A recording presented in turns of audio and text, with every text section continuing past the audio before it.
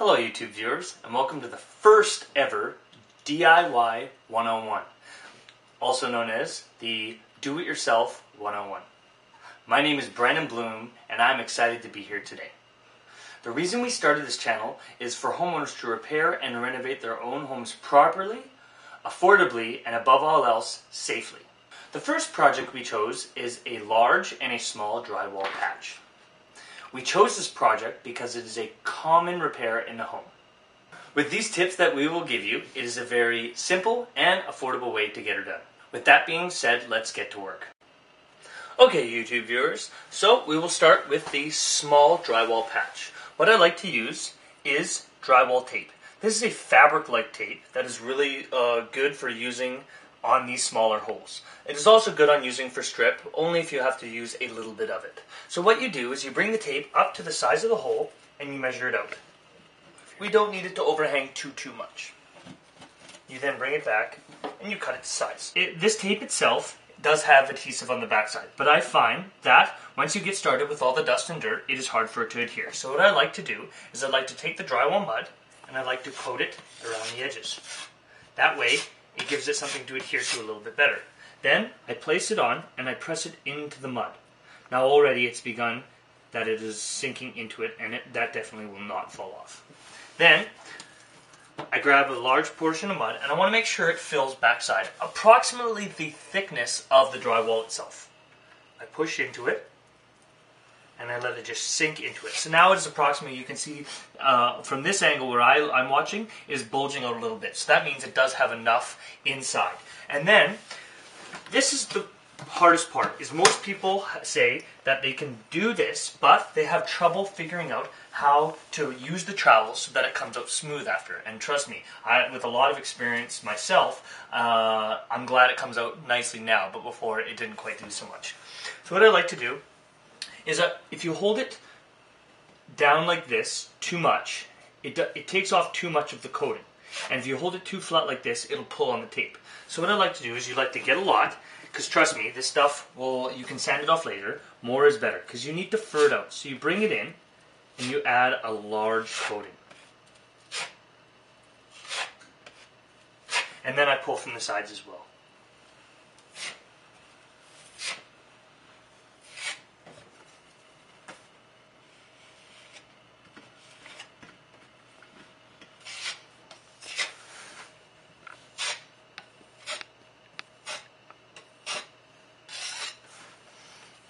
So now I've loaded it up with a lot of extra coating, and we're going to let it dry for approximately 30 to 60 minutes. Because the center of the hole was approximately right here, what I like to do is make sure there's a lot of extra in the center and then fur my way out. It's okay to have a little bit too much, and what I like to do is then just work it in and fur it out. It's okay to go a little bit bigger, definitely okay. Because then you can just sand it down later, and you want to just make sure that there are no creases. So now I've done pretty smooth, and all those little ridges that are there now I can sand out later. Excellent. Alright, now I'm going to show you how to do a much larger drywall patch. Most of the time this should be used if you're going to run wires along the bottom of your baseboards, or possibly if you were to drop electrical for a switch, which we could get into in another episode. Anyways, how we're going to begin is we're going to cut out a part of your wall. Alright, so how we're going to do this is, you can see here that I've cut out a larger portion here. What's happened is there's a stud right here, and there's a stud right here. Okay, so I brought back to both studs. Usually if the hole is too large and it's going to take up too much space, you need to cut from stud to stud. Now on this one I've just done it as an example, and I've already pre-cut the thing for you, and I can put it back in. Alright, now that I have screwed these into the wall with drywall screws, what I like to do is, once again, you've got to line up all of your tape to cover each part of it. Now, because there's a baseboard here, this will be covered by a toe mold or something else, so what I need to do is I just need to tape here, here, in the corner, and the sides, but nothing along the bottom. Alright, now I have pre-cut all of my pieces to fit in the areas that have been cut out. So like before with the upper patch, I line them all up, I make a double check that they all fit, and then I do a pre-coating on top of the drywall patch itself, just to make sure that it sticks.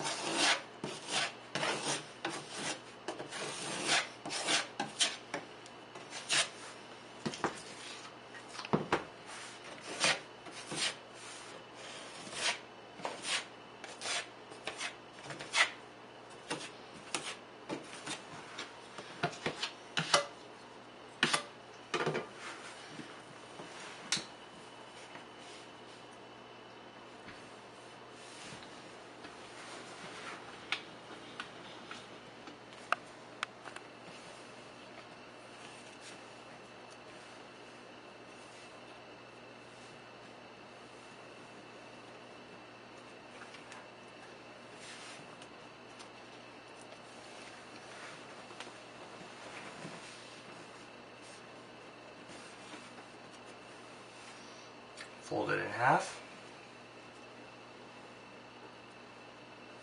and put it in the corner.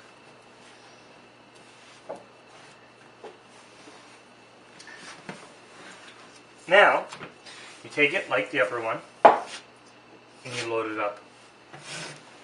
Now, when you do these ones, you want to make sure that when you pull it across, you can see the extra bleed through the fabric at the top. Now, unlike the smaller patch, what happens is this one needs to bleed a little more. This one will take a second coat, meaning that you'll have to let this thinner set dry, sand her down to the fabric again, just lightly, and then we'll have to do another coat. Alright, so we'll return back to this in about 30 to 60 minutes. And welcome back. We've come back to the next morning and found that, of course, is now dry. Both the small patch and the large patch. Now, what we'll do is we'll start with the small patch. As I can see from this angle right here, that's the center of it where I added most of the patch here, and the fabric is right along there. It's smooth here and it's smooth here, but in the center it's a little bump. So what I like to do is you grab one of these multi-purpose sand sponges and you sand the patch out. I use a circular motion and I pull from the outside and go inwards, so that way I'm getting an even flat surface. And then what you want to do is you want to look from the side. So I put my face along the side of the wall and you rub your hand over it and you just feel the bulge. Sand it a little bit more.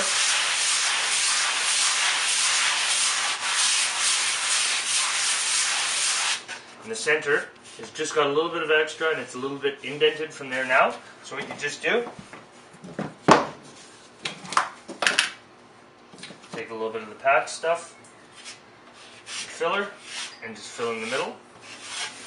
And that will be good with one little bit of a sanding in a few more hours. Now, onto the larger patch. Like I said yesterday, it would definitely take multiple.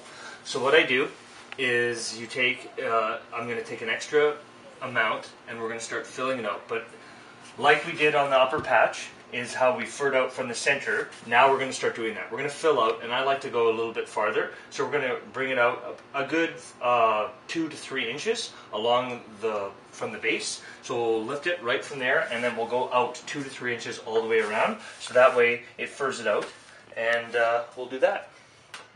Now, because the fabric tape is still out, that's why I chose not to sand it at the beginning this time, because I have to load it anyways. And I like to go in layers to make sure that it dries right through.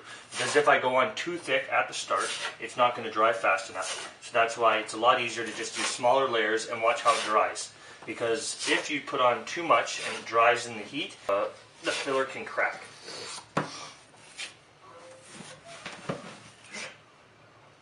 Okay, now that I have loaded on the patch, I've now, like I said I was going to do, I've started from the low and I've added on a much thicker layer and furred it out wide.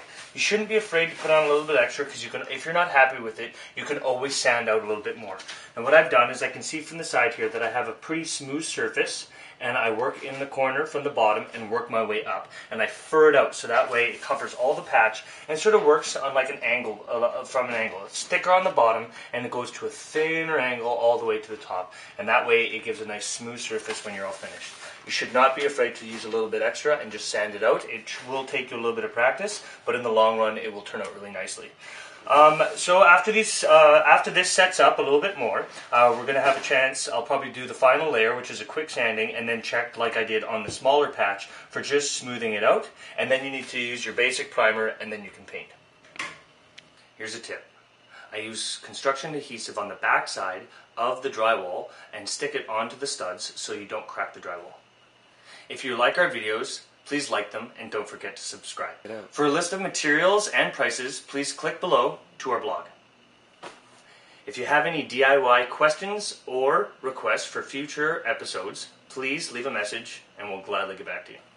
So there you have it. From now on, with a little patience and practice, you can do your own small and large drywall patches.